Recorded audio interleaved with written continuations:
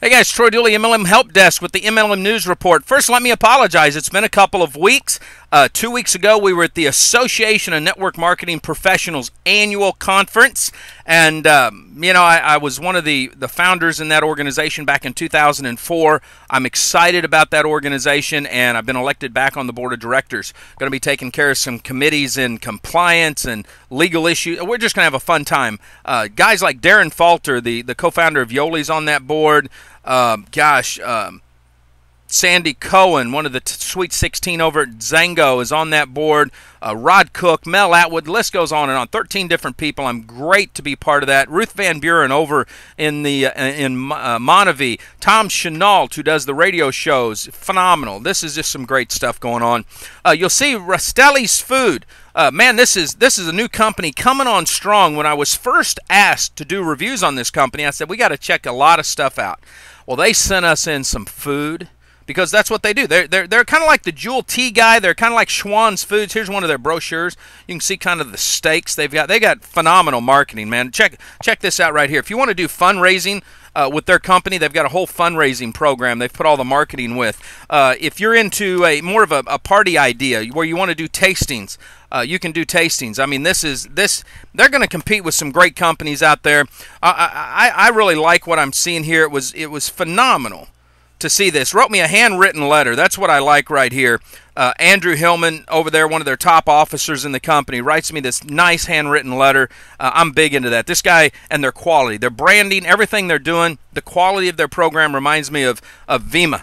Okay, you guys know I love Vemma, and it just blows my mind when I see the exciting stuff that they're doing and how they're doing it. Hey, I want to hit on some stuff right now real quick that's just coming in over the wire, and I think we need to be aware of it. Rod Cook, the MLM watchdog today, shot out something that's very, very good.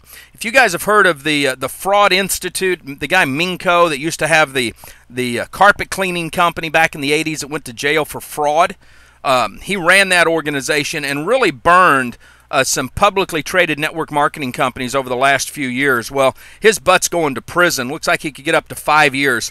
He tried to do the same thing to a very large publicly traded home building organization, and they didn't take it lying down. They went after him with like a ton of bricks, and Rod reported on this. It's in the Wall Street Journal. We're going to put the link on here because this is what I'm talking about.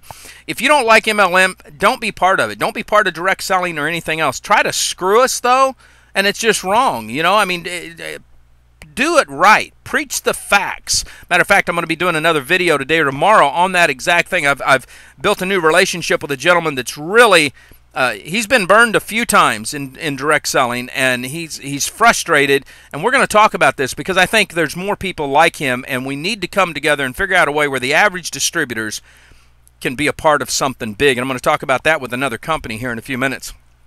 But this is big. Hey, something else Rod reported on this week that I think is important, and we all need to look at this.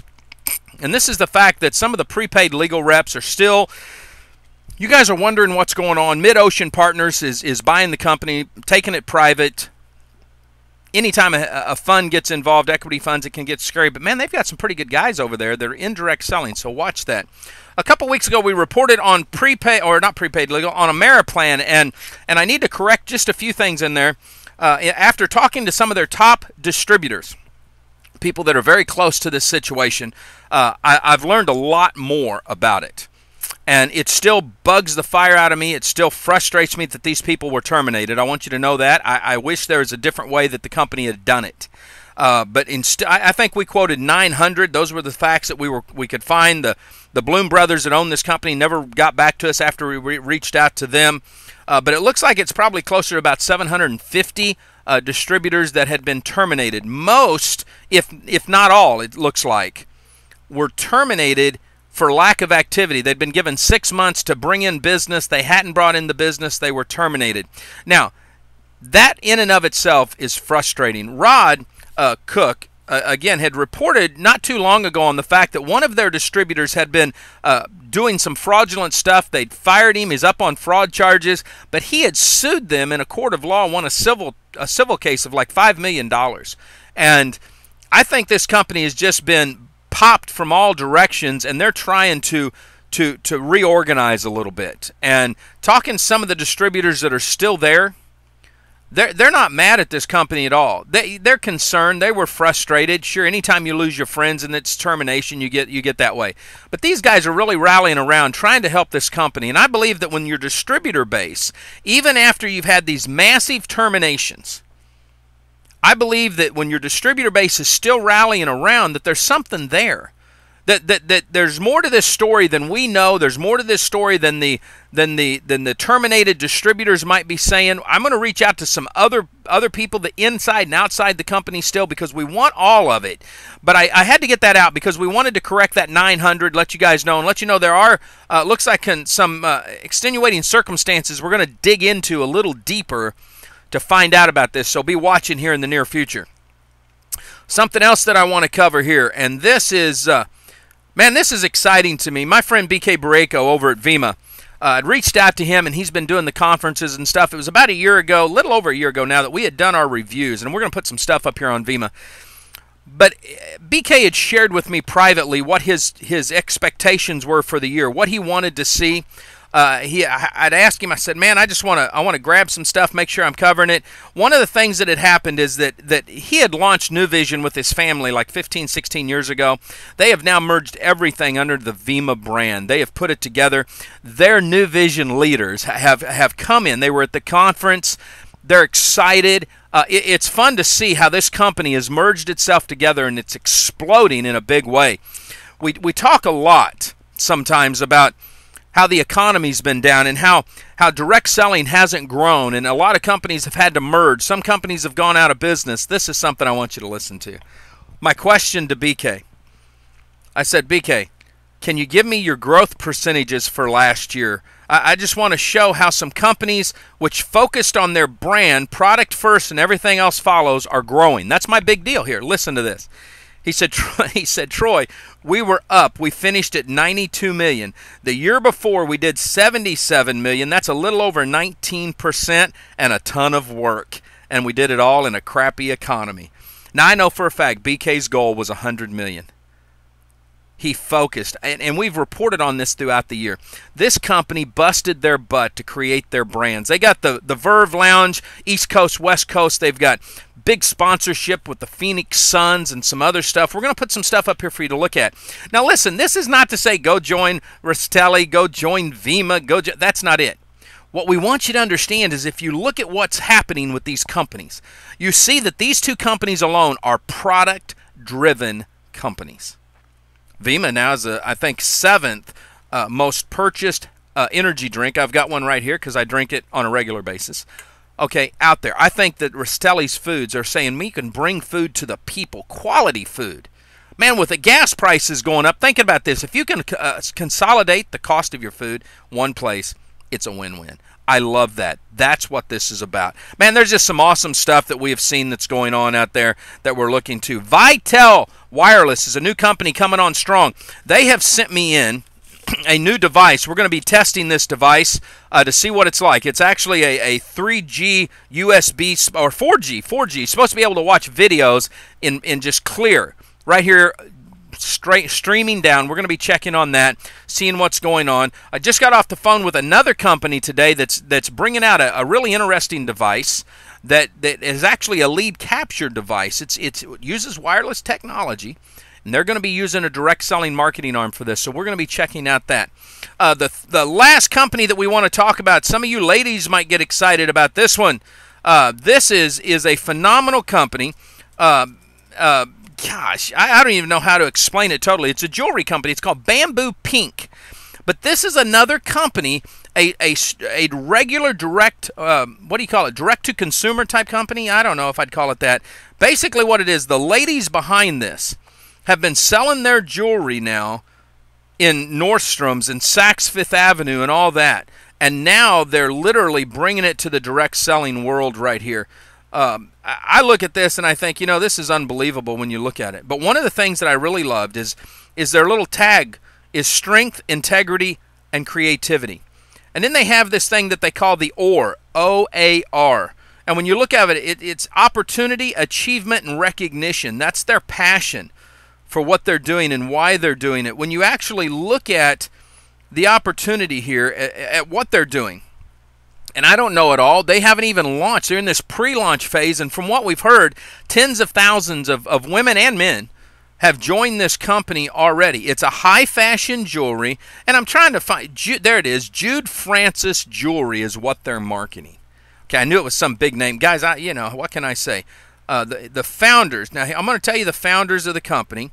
It's a Jude Steele, Francis Gabos, and their partner, Debbie Miller.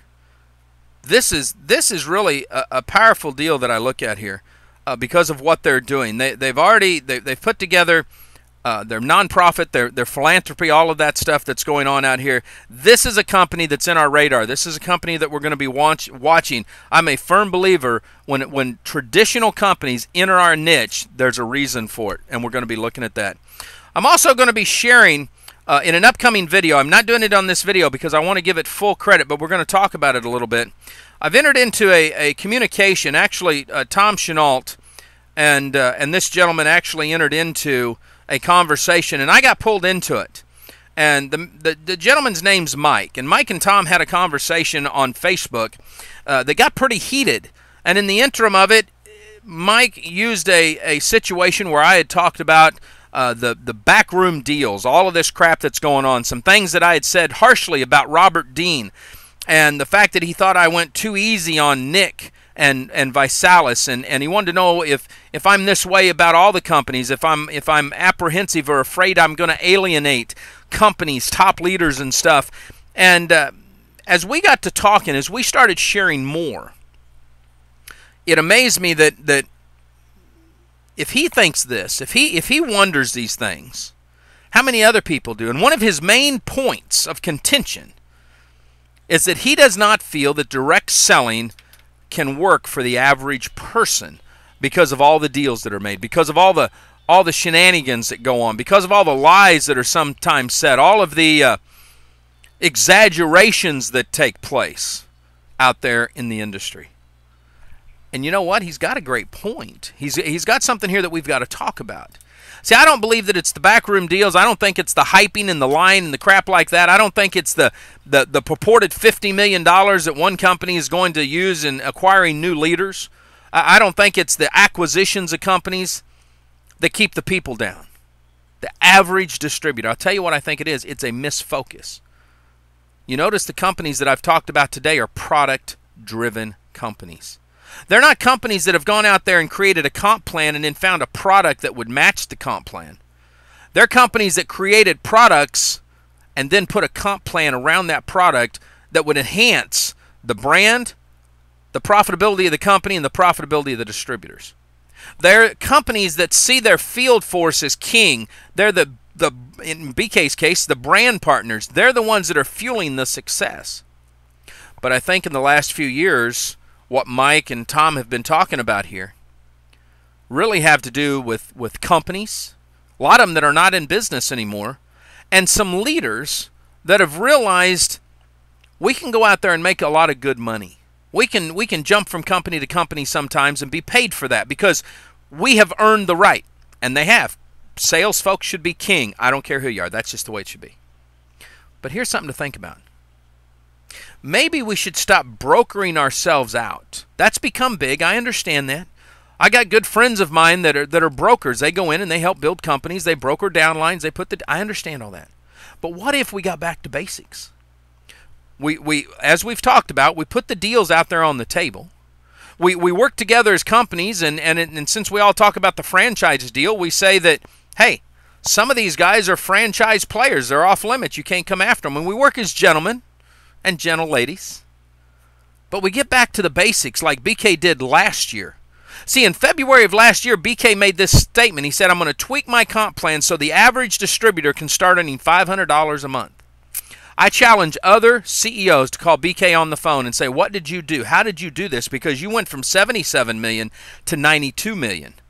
It worked for you. What should we do? That's the key right there. We're going to do a whole video on this, so be watching for it first of the week. Live life like it's an epic adventure. We'll see you at the top.